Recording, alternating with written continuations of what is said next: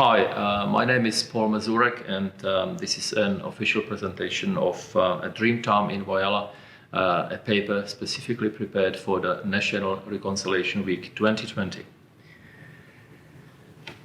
So, this paper is about the Aboriginal stories that relate to the Voyala area, and also the European stories of the early settlers and the common ground, that was surprisingly found within their content.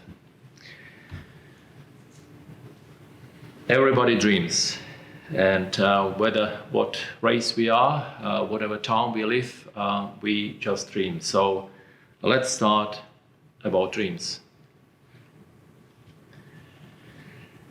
The general pragmatic definition of a dream in Western culture is the one of people experiencing a series of thoughts, images, and emotions occurring during the sleep.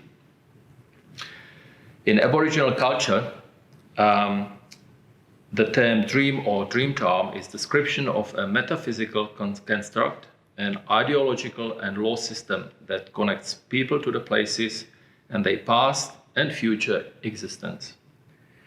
In such interpretation, dreaming existed before the life of an individual and continues to exist until they die.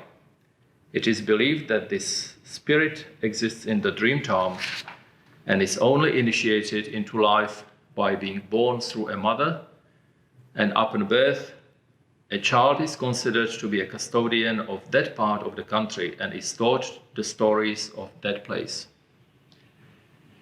The Aboriginal dream time also refers to a period in the past when ancestral beings were believed to live on Earth and created various landforms before being metamorphosed into natural features and celestial bodies. Their spirits are believed to have remained while maintaining an ultimate control over the lives and death of all plants, animals, and humans. The Aboriginal Dreamtime stories and songlines exist throughout Australia with variations of the same or similar theme. Some of them are gender restricted, especially when they connect with the men's and women's separate rituals. Today, the terms dreamtime and dreaming are generally accepted by the Aboriginal people. They also became part of the popular culture in Australia and worldwide since the early 1970s. However, the word dreamtime was originally a mistranslation of some Central Australian native languages, and this happened in the very early 1900s, but that would be another story. Seven Sisters.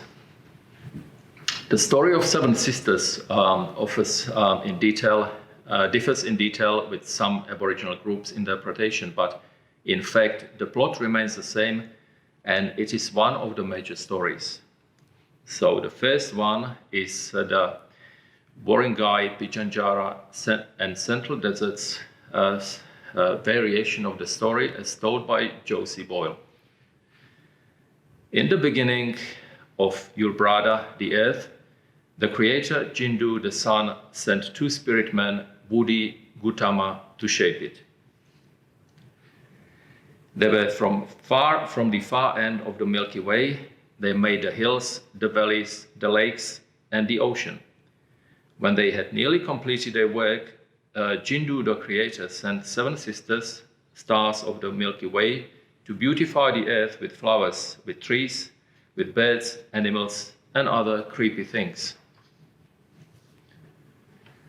The seven sisters were making the honey ants when they all got thirsty, and they said to the younger sister, "Go and look for some gabi, some nice water, over there in the hills.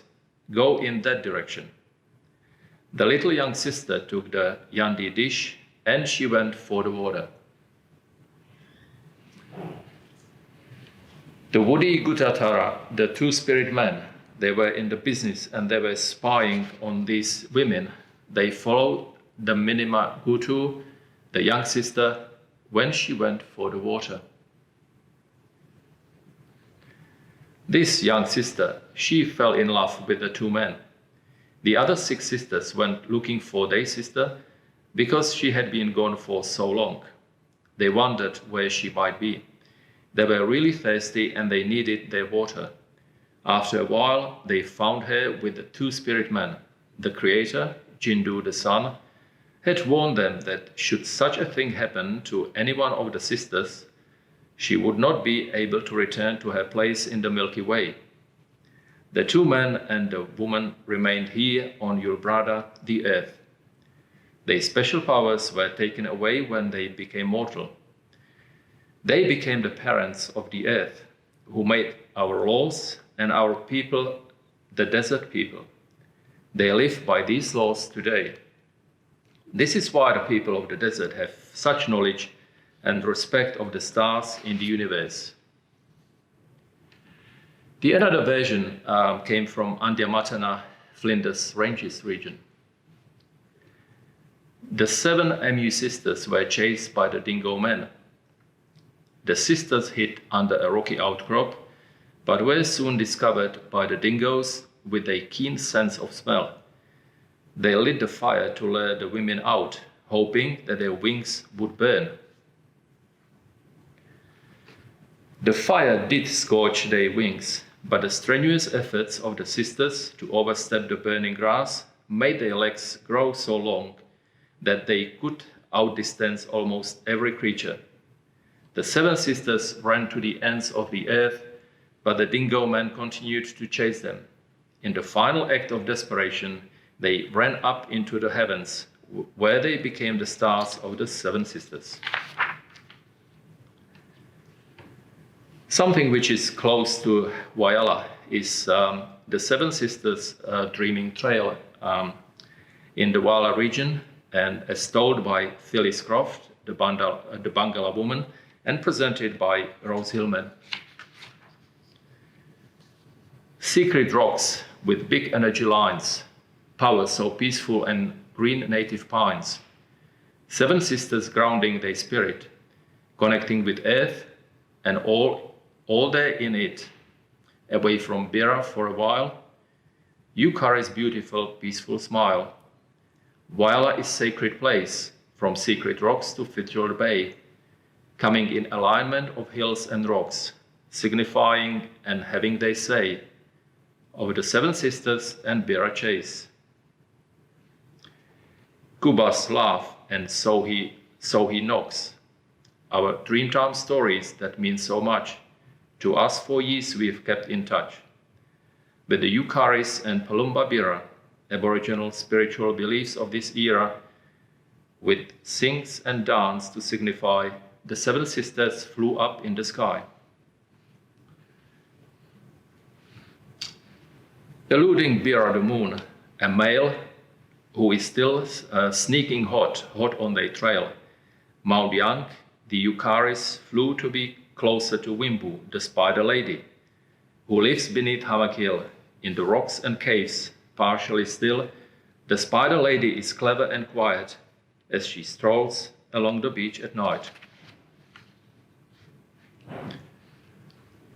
Observing the fear of Yukaris Oro, for in the distance on top of Mount Laura, Palumba Bira coming closer to grab the sisters by the sea.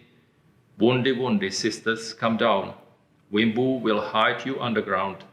7 sisters, Wimbu, can you see? If Bira is coming down to the sea, for we must flee so to be free. We 7 sisters, fly low. Because we know Bira goes slow, we will travel along the shore and settle at sunset and not before. Grounded, and then we will make a camp after the tide and the munda is damp. We 7 sisters will dance and play in the twilight till it's no longer day. Tomorrow we hunt food and gather clay. To make it safe for us to stay, Bira we can see. You sneaking around under that tree. Inma, white ochre and clay. Women's sacred ground, Fitzgerald Bay. Bira is the moon, strong and sexual. There are a number of places in the Wayala region that are actually connected to the Seven Sisters stories. One of them is Fitzgerald Bay, another one is Hammock Hill, the other is Point Lowly, and the another one is Middleback Ranges. There are also some other Aboriginal Wayala stories. Just in short, one is called Wilgera. A young man trying to avoid being put through the rules of initiation was chased from Stony Point to the Hammock Hill. He was killed somewhere in today's suburbs of Wayala. Another story is about Pira or Bira, the moon. On one of his journeys, he traveled from the north through Port Augusta down along the coast to Stony Point and then on to Hammock Hill.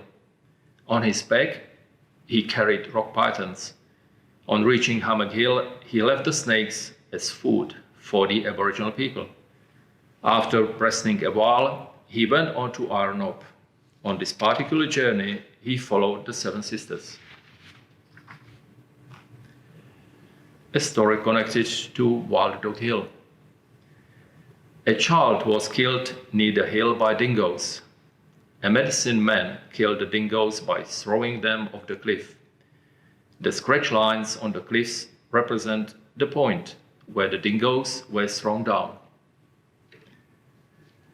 And the last story connecting to Wayala is Tregalana Salt Lake. The lake receives water from the Mile Creek. It is the home of the rainbow serpent, the creator of the Mile Creek. Salts and minerals were left along the banks of the creek at places where the great snake came to the surface. And now, meantime in Europe. The Greek myths and legends date back approximately 2,700 years ago, starting as an oral tradition and later were written down and distributed throughout various cultures. And this is the story of the Seven Sisters as well. The Pleiades were 7 daughters of Atlas and Pleione. Their names were Alcyone, Asterope, Selene, Electra, Maia, Merope, and Taygeta. They were spotted by a great hunter Orion while walking in the countryside. He fancied them and pursued them for 7 years. Zeus then answered the sisters' prayers and turned them into doves and placed them among the stars.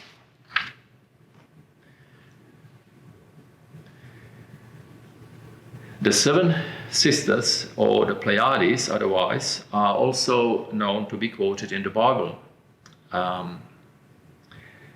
For example, in the Bible's Old Testament, the book of Job and the book of Amos. Job, which is, by the way, the oldest book in the Bible, 9.9, says, "Which makes Arcturus, Orion, and Pleiades, and the chambers of the south." While in Job 38:31, "Cause thou bind the sweet influences of Pleiades, or loose the bands of Orion." And finally, Amos, who was actually active around 750 BC, at the chapter 5.8, says, "Seek him that make the 7 stars and Orion, and turn the shadow of death into the morning, and makes the day dark with night, that calleth for the waters of the sea, and poured them out upon the face of the earth. The Lord is his name." So what have the Pleiades, the 7 sisters, and number 7 in common? The Pleiades star cluster, also known as 7 Sisters, contains about 500 stars, of which only few are commonly visible. These stars formed approximately 100 million years ago and lay some 425 light years away in a constellation of Taurus. The stars are surrounded by reflection nebula, which is caused by dust reflecting the blue light of hot young stars. In the southern hemisphere, the Pleiades, or 7 Sisters, are visible from October to April. This summer timing coincides with some Aboriginal people's movements in the country at the time as well. The constellation is easily spotted in the clear Australian night skies. People with average eyesight can see 6 to 7 stars within the constellation quite easy. To search for them, one needs to look up to the west, northwest, and once you see the Orion constellation with a very distinctive belt of 3 stars, the Pleiades cluster is situated just close to its bottom. Their misty appearance cannot be missed. Once the Pleiades move into the northern hemisphere from April onwards, they are visible there along with the Orion in a similar way as in the southern hemisphere. Observed by the humans in the north, the Seven Sisters were known not only to the Bronze Age Europeans like Greeks, but also to the native North American tribes, Aztecs, Hindus, and ancient Japanese who created their own mythology and stories. It has long been observed that many stories tend to use 7 or 3 characters. Some of the best known examples of this in the more contemporary Western literature are fairy tales by brothers Jacob and Wilhelm Grimm, published in English in 1823, fairy tales by Hans Christian Andersen, published in English in 1846, and The 7 Little Australians by Ethel Turner, published in 1894, as an Australian example. Some of those stories were read and dreamt about by the children of the first European settlers in the wider Whyalla region since the late 19th century. Point Lowly pastoral lease, for example, had been occupied since 1857, and Whyalla settlement as such started in 1901. So, why number 7? Why so distant and distinct cultures like the Australian Aboriginals and Bronze Age Europeans like Greeks, for example, who never met, have used number 7 in the Seven Sisters' strikingly similar stories?